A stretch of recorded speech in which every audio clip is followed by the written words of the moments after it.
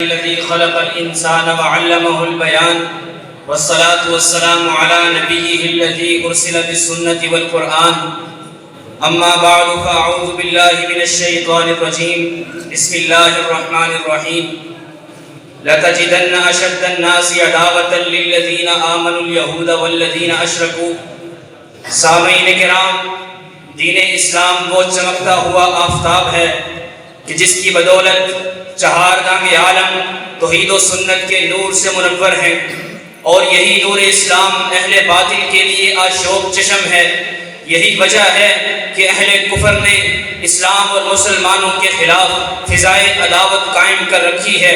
قرآن اور تاریخ اس بات کے گواہ ہیں کہ یہودی اسلام کے بدترین دشمن ہیں کہ جو ہر دور میں اسلام کی بیج گنی میں بنیادی رکن ثابت ہوئے. یہ لوگ انبیاء کے قاتل، متکبر و سرکش، قطب الہی میں تحریف کرنے والے خائن و کذاب ہیں.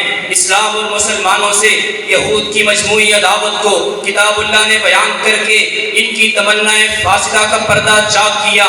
وَدَّ كَثِيرٌ مِّنْ أَهْلِ الْكِتَابِ لَوْ يَرُدُّونَكُم مِّن بَعْدِ إِيمَانِكُمْ كُفَّارًا حَسَدًا مِّنْ عِندِ أَنفُسِهِمْ. قوم یہود غلبہ اسلام سے اس قدر بوکھلا اٹھی کہ نئے اور کمزور مسلمانوں کو صراط مستقیم سے بہکانے کے لیے منافقت کا راستہ اپنایا. وقالت طائفة من أهل الكتاب آمنوا بالذي أنزل على الذين آمنوا وجه النهار واكفروا آخره لعلهم يرجعون. حضرات گرامی، یہود کی اسلام دشمنی کو انفرادی اعتبار سے دیکھا جائے تو ان کا وجہ اسود مزید واضح ہو جاتا ہے.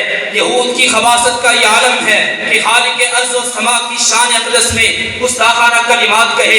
کبھی یہ بکواس کی وقالت اليهود يد الله مغلولة، اور کبھی یہ گستاخی کی ان اللہ فقیر و نحن اغنیاء. اور رحمت کائنات سے یہود کی عداوت بھی اہل نظر سے پوشیدہ نہیں ہے. ان بدبختوں نے کئی بار میرے پیغمبر کو قتل کرنے کے ناپاک منصوبے بنائے. کبھی لبید بن عاصم آپ پر جادو کے وار کرتا ہے جو آپ پر اتنا اثر انداز ہوا حتی انہو یخیل الیہ انہو یفعل الشیء وما فعل. زینب بنت حارث یہودیہ نے آپ کو زہر آلود کھانا کھلایا حتیٰ کہ آپ زندگی کے آخری ایام میں فرمایا کرتے ما ازال اجد علم الطعام الذی اکلت بخیبر. اور قوم یہود وہ اہل شکن گروہ ہے جنہوں نے ہمیشہ مدینہ رسول کے دشمنوں کا ساتھ دیا. اسی بد کرداری کی وجہ سے بنو قینقاع اور بنو نذیر کو جلا وطن کیا گیا اور بنو قریظہ کے رجال قتل کیے گئے. اور کعب بن اشرف یہودی بھی اپنی فسادی سرگرمیوں کی وجہ سے واصل جہنم ہوا. جزیرہ عرب سے ذلیل و خوار ہونے کے بعد یہودی ساری دنیا کے اندر بھٹکتے رہے اور ہر زمانے میں اسلام اور مسلمانوں کی جڑیں کاٹتے ہوئے نظر آئے. اور حتیٰ کہ 1948 میں مسکن الانبیاء ارض فلسطین پر قابض ہوئے. یہودیوں کی درندگی اور سفاکیت کی وجہ سے ان کے ہاتھ ہمیشہ خون مسلم سے رنگین رہے. خصوصاً گزشتہ 3 ماہ سے نہتے فلسطینیوں پر بمباری کا سلسلہ جاری ہے. ہزاروں مسلمانوں کا قتل، بچوں پر ظلم و ستم، خواتین کی عصمت دری، مساجد و مدارس کا انہدام، مسجد اقصیٰ کی تقدس کی پامالی اور ان جیسی دیگر ذلیل حرکات نے روح مومن کو جھنجھوڑ کر رکھ دیا ہے. اتنے بھی صفاق منافق دنیا نے کب دیکھے تھے، کتوں کا منہ چومنے والے قتل کرے انسانوں کو. حضرات گرامی، یہود کی اسلام دشمنی فقط تیر و تلوار کے ذریعے نہیں بلکہ یہ لوگ ہمارے عقائد و نظریات پر بھی حملہ آور ہیں. یہودیوں نے قرآن کی مجمل آیات اور احادیث کو ہدف بنا کر ان کے اندر باطل اور رسوا کن قصے کہانیاں ذخیرہ شریعت میں شامل کرنے کی ناپاک کوشش کی. اور اسی طرح سے امت مسلمہ میں تفریق ڈال کر سیکولر اور لبرل قسم کے فرقے لانچ کیے. یہی وجہ ہے کہ آج ہمارے نصاب تعلیم کے اندر ایسا لٹریچر بھرا پڑا ہے جو سراسر خلاف عقیدہ و شرع ہے. اور اسی نصاب تعلیم کے اندر مسلمان سائنسدانوں، ادیبوں، شاعروں کو نظر انداز کر کے کفار کو بطور آئیڈیل پیش کیا گیا.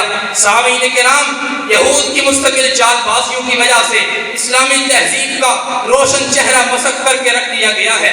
ہمارے پاکیزہ معاشرے میں فحاشی اور یعنی کو فروغ دینے والے، ویلنٹائن ڈے کی خباثت پھیلانے والے، new year night, birthday celebration, April fool کا کلچر عام کر کے مسلم ابناء و بنات کا کردار تباہ کرنے والے یہودی نہیں تو اور کون ہیں؟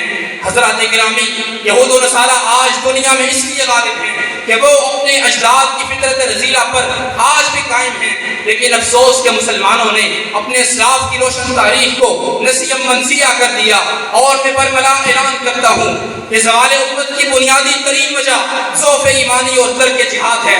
قرآن کو اعلان کرتا ہے وَأَنْتُمُ الْأَعْلَوْنَ إِن كُنتُم مُؤْمِنِينَ، اور اقبال نے یہ دعوت فکر پیش کی، آج تجھ کو بتاتا ہوں تقدیر امم کیا ہے، آج تجھ کو بتاتا ہوں تقدیر امم کیا ہے، شمشیر و سنا اول طاؤس و رباب آخر۔ جناب والا، جب تک جہاد مسلمانوں کا نصب العین رہا، کفار ہمیشہ خاک و خون کے اندر تڑپائے گئے۔ لہٰذا اعلاء کلمت اللہ کی خاطر تاریخ اسلاف کو روشن کرنے کا وقت آن پہنچا ہے، تاریخ اسلاف کو دہرانے کا وقت آن پہنچا ہے۔